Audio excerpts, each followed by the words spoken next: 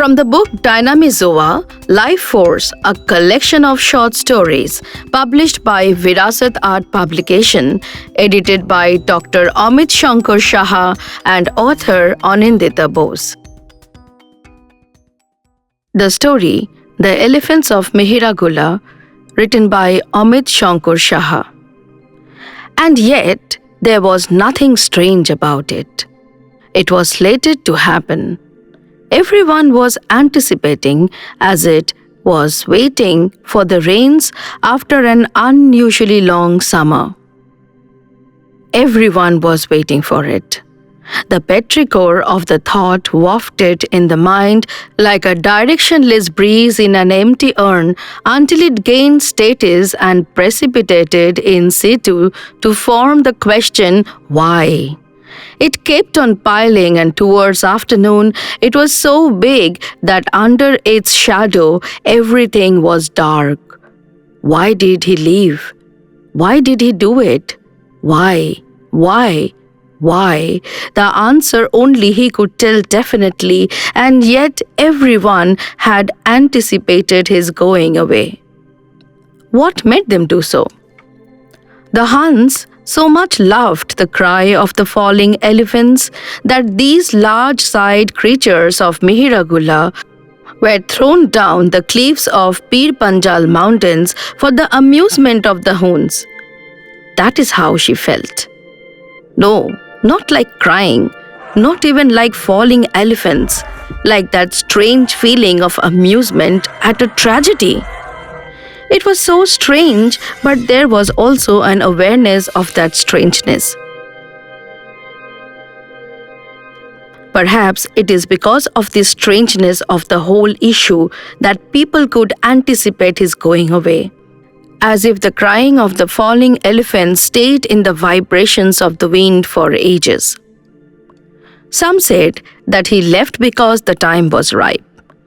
But she could see the mango tree they had planted together, still half-grown and not able to bear any fruit, whether ripe or unripe. The story of the mango tree was very romantic.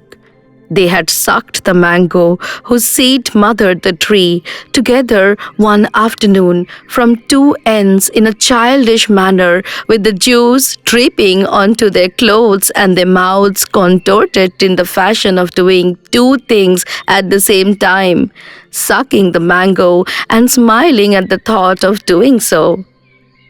Then the seed was planted as a memorial of that incident, to always remember it. Will he remember it now that he is not here? The gnarled old red hibiscus too had its story. It was planted as a sapling after being bought from a nursery visited by them on their marriage anniversary. Isn't it strange to visit a nursery on your marriage anniversary? Someone had asked. The strangeness spread as the planted hibiscus grew and grew old and gnarled. Perhaps the hibiscus reflected the twists in the story. If the mango tree was for all that was unrealized, the hibiscus was for all that was realized through twists of fate. It was the red hibiscus that made people anticipate things, wasn't it? Everything had dissipated like blown away winter dust. It was the December of the last year when they had gone to Gyan Manch to watch Bring Your Own December, where they had argued a bit and she had left him on the road and drove away. The words of the argument lingered in the air and did not follow her. She had not anticipated that the words will settle in the heart instead. His heart. She does not even remember the words now. What was it all about? He had walked all the way home in the winter chill, jingling coins in his pocket. Since then, he had lived in a different world.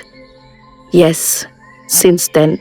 When she did the spring cleaning, she had searched for the argument in every corner of her heart but could not find it. In the summer months, too, there was no melting of the tar to reveal a wound. In the autumn, no shading of leaves to reveal the cause of detachment.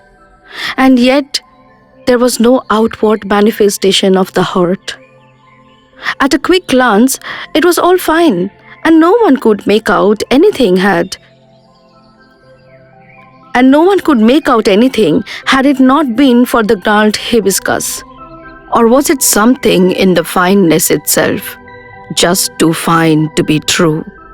Or was it only she who could not see it?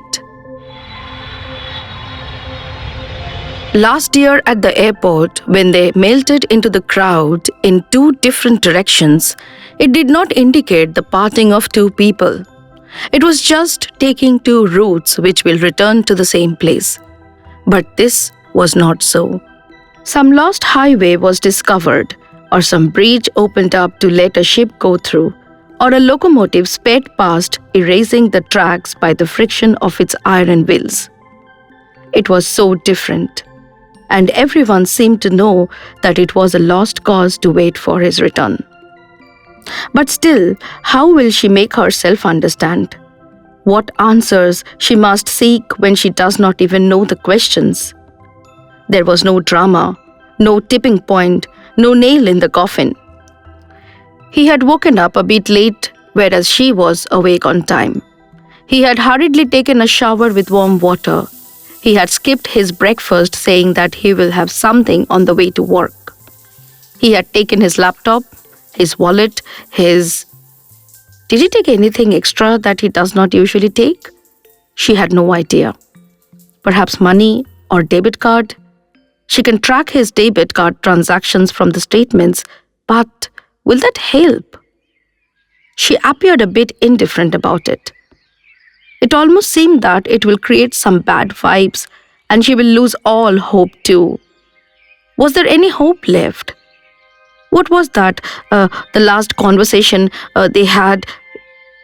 It was something like this, she recalled. He was speaking as if to no one in particular. Picture this, that we did not meet again. What?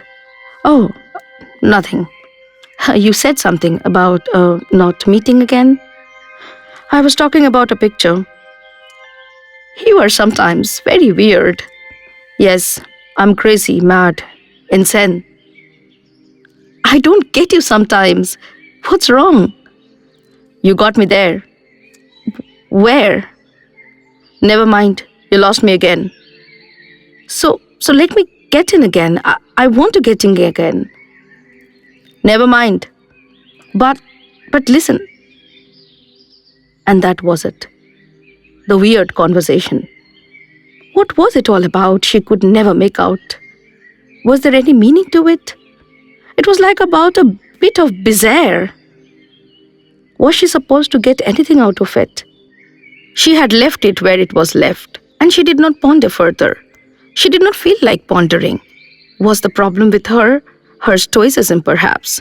But she was not a stoic, was she? Were the Huns who threw the elephants of Mihiragula down the cliff of Pir Panjal Mountains stoics? Or was it some sort of sadism?